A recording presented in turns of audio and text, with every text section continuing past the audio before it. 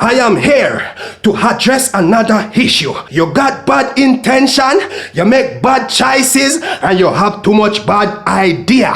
There is no such thing as a bad mind. You're born with 5 senses like every other human being. You have to use them wisely. You can't just have all sort of bad ideas in your head, and you can't just get up every day and tell yourself, say, people bad mind against you. Sometimes you need to take a closer look, because sometimes you they hold on yourself, you they think about all sort of negative things, and you feed your mind with all sort of foolishness.